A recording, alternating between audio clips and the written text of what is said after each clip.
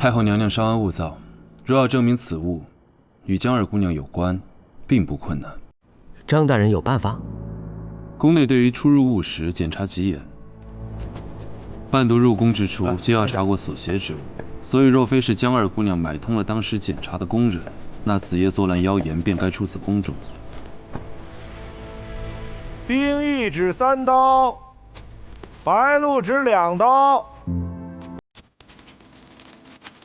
宫中一应纸品皆有定例，不许肆意火焚，便有用过也收于一处，管制甚严。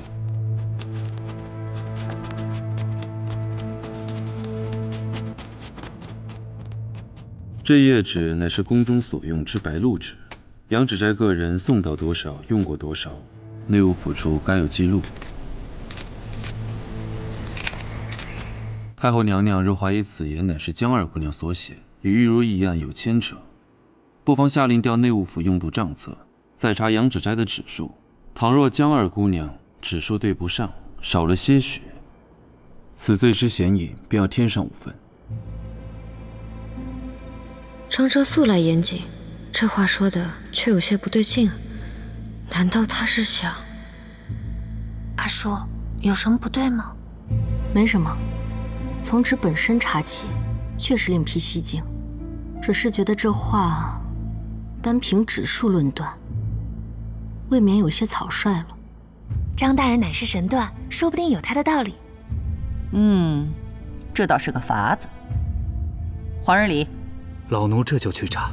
等等，杨芷斋毕竟是闺秀居所，查只是细事，既有先前拘禁之宫娥，不如叫他们从旁协助。毕竟都伺候过伴读，也知道的细些。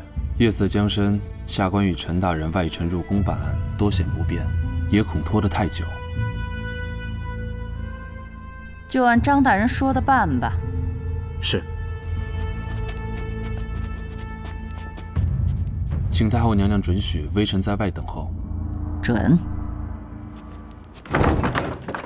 女儿家的住处精致，且多有私隐之处。张大人特意点了宫娥去协查，也不知是怕冒犯了杨芷斋的哪位姑娘。讨厌，娘娘面前你莫要放肆。张大人，你给我透个底，这江姑娘看起来有几分像被冤枉的呀？陈大人当真关心？这是自然的。我们刑部断案又是如此大的案，我身为侍郎自然要关心，否则也不会带上张大人你呀。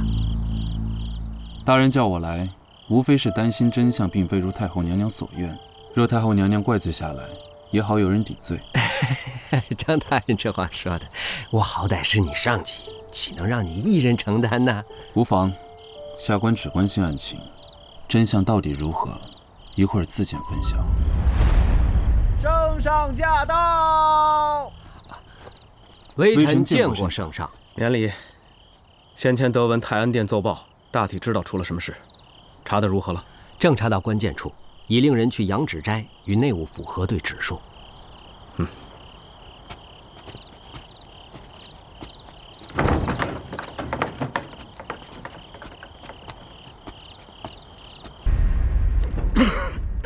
圣上息怒，乱臣贼子妖言惑众罢了，不日便会连根拔起。为此弃这龙体不值当。连圣上都惊动了，你好大的本事！回娘娘，逆党一日不除，宫中人心惶惶，圣上与娘娘忧心难寐，臣女理应分忧。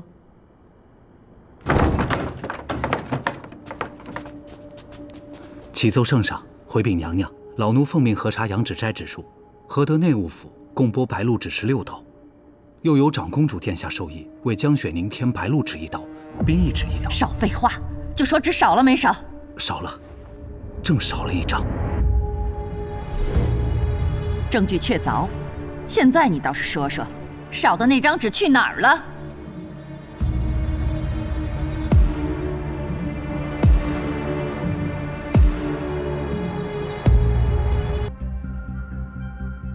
娘娘莫急，现在定罪臣女为时尚早，臣女斗胆猜一猜张大人的用意，眼下可是要传方才去核查纸张的工人入殿搜身。正是如此。又弄什么玄机？回圣上，何指数对不上，一有可能是江二姑娘真的事涉其中，二有可能是核对的人有问题。说清楚些。方才去核对指数的工人，应该都被告知了微臣的意思。倘若这里面真的有暗害江姑娘之人，就算事前忘记了数目之事，定也会趁此机会偷盗纸张，藏匿于身。而那人又必须跟着众人回来复命，仓促间定无法销毁纸张。还请圣上下令将他们一一搜身，倘若排除众人嫌疑，方可言江二姑娘问题最大。张哲，原来你早有计谋，故意隐瞒哀家，愚弄哀家是吗？还请娘娘恕罪。张大人只是觉得，幕后之人胆敢利用黄公公在娘娘眼皮底下行栽赃陷害之事，定有图谋，因怕打草惊蛇，是以不敢走漏风声。宣在殿门外一一搜身。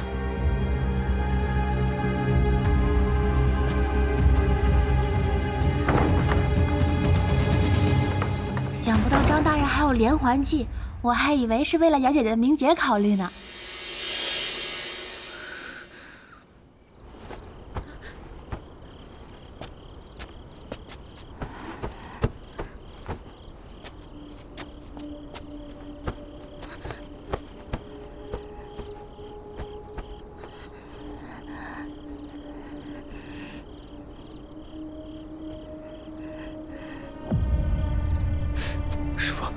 师傅，第二排最右边那个似有异样，他一直捂着自己的腰间。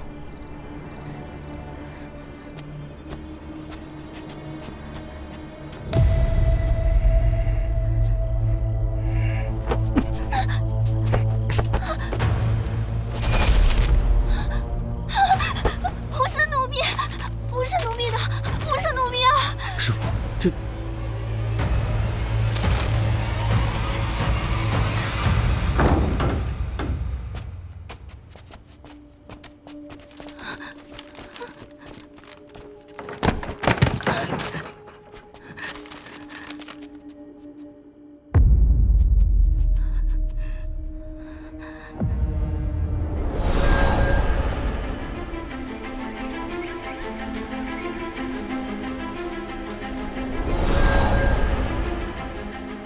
圣上，太后娘娘，此人乃是杨芷斋伺候的宫娥焦蕊，奴在她身上搜到了这已经用过的白鹿纸。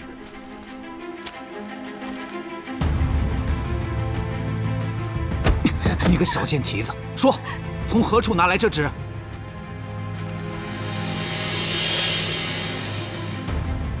回圣上，娘娘，这张纸上的字迹正是臣女所写。想来他方才只能协助，没机会碰费用的纸，所以才悄悄从角落里拿了这张沾过墨的，却也刚好证明了这纸为臣女所有。不是这样的，不是这样的，圣上娘娘，是奴婢今晨洒扫房间时，发现这纸污损了一些，因知纸贵，又知江二姑娘奢靡不会再用，便想偷偷留下来练一练字，心想着写满了再放回去也是无人知晓的。谁知今天扯出这般大事，奴婢实在是怕极了，所以刚才才不敢说出来。既然你说你想要练字，那想必是识字的，不妨念念这上面写的是什么。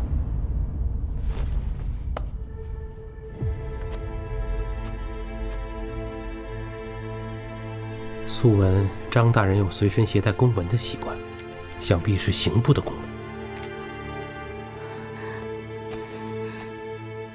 这上面写的是《诗经》里的蒹葭，你会读吗？蒹葭。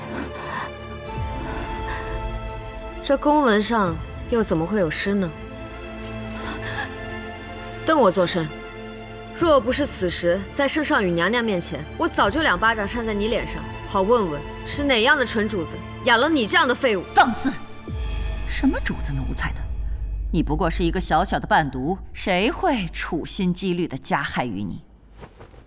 圣上，此事事关臣女清白，更关乎逆党一案，关乎朝廷社稷，请圣上明察秋毫，审出幕后之人，为臣女主持公道。你先起来吧。是。不错，你既不识字，纸上之言你亦不认得，便不可能是你独自作案。说，背后究竟是何人指使于你？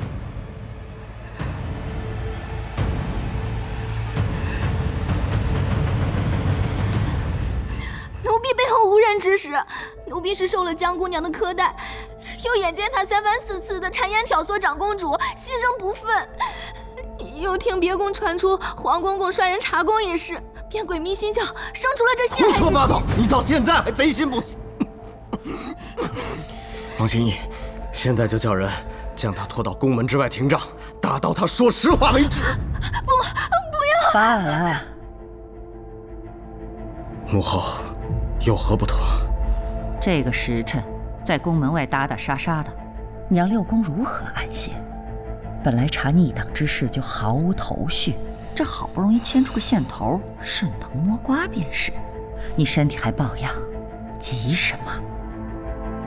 是儿臣疏忽，忘了母后病恙方好，宜当静养。这样吧，便让王心义将人带到慎刑司审问清楚，可好？好了，折腾了一夜，这天都快亮了，哀家也乏了，都回吧，有什么事儿改日再说。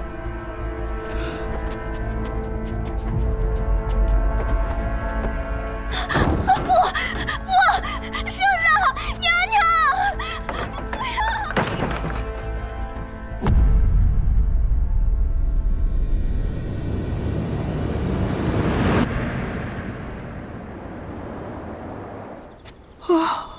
这莫不是什么贪狼入庙、流年犯岁之日？可真是吓死我了！不过您姐姐也太厉害了，这进一步是死，退一步也是死，只得搏一搏了。不过昨夜洗脱冤屈，靠的都是刑部的大人。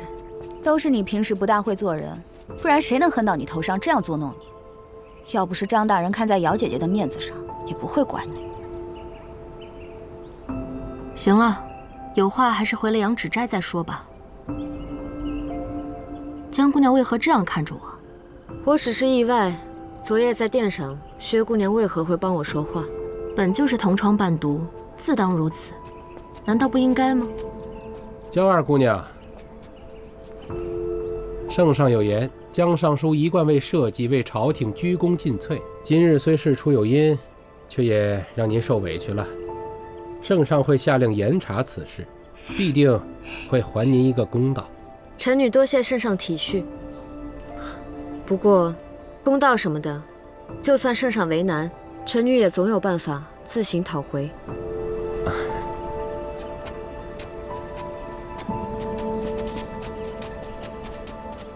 张大人果然让人刮目相看，本以为左右都要得罪一方，想不到竟然峰回路转，破了这悬案。今日之事背后主使，只怕并非是进宫与如意之人。此话怎讲？宫内之人已被清查数次，且不说是否仍能顶风作案，就算真是逆党策划今日之事，那也没必要针对一名小小伴读。此话有理。不过这位江姑娘也不是普通人。大人此言何意？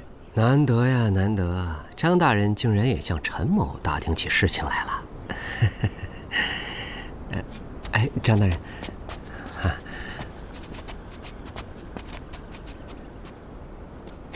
二位大人，昨夜辛苦了。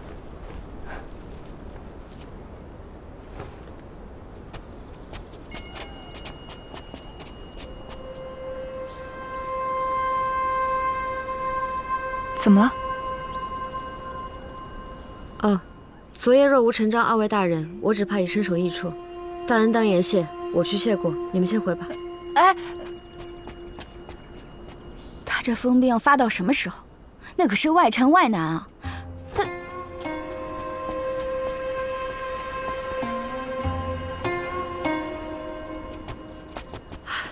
二位大人留步。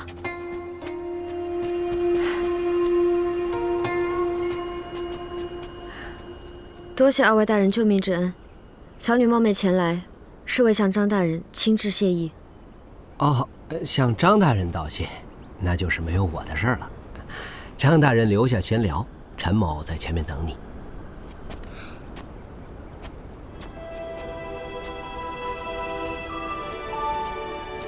昨夜之事，若无大人仗义直言，雪宁不免要受刑罚。大人因我之过，还得罪了太后娘娘，我心中实在有愧，在此多谢大人了。顾念言重了，皆是举手之劳，分内之事，不必言谢。不是，不是分内之事。宫中险恶，机巧遍布，连陈大人都不过是敷衍推诿，张大人却肯查明真相，还雪宁以清白，便高过这世间士为素餐之辈良多了。您当得起雪宁之谢？下官不过是局外人罢了，倒是江二姑娘身处局中，往后万当小心。那是自然，我还要在宫中待上一段日子。我这个人啊，怕死的要命，岂能容他们轻易害了我去？江二姑娘有所防备便好。下官于内宫不好多留，就先告辞了。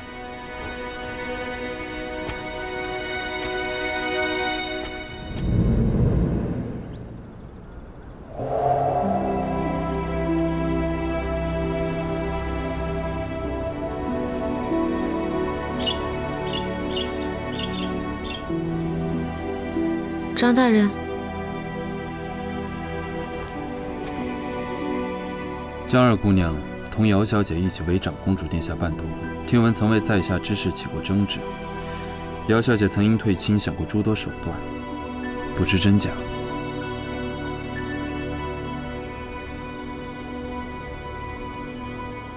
我知道了，多谢。可姚小姐如今已经不这么想了，张大人应该也已经知道了，为何还要追问？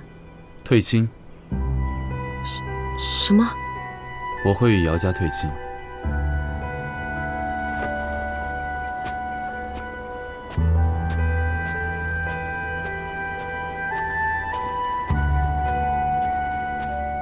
他要退亲？他不喜欢姚希？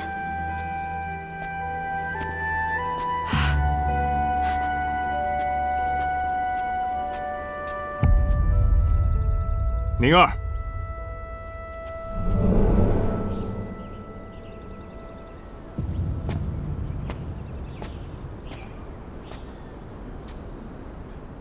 有这么好笑吗？先生，您怎么来了？我若是你，才遭人陷害，捡回一条命，万万是笑不出来的。您都知道了，闹得满宫风雨，想不知道都难。还愣着做什么？现在还在外游荡，嫌命太长是不是？我……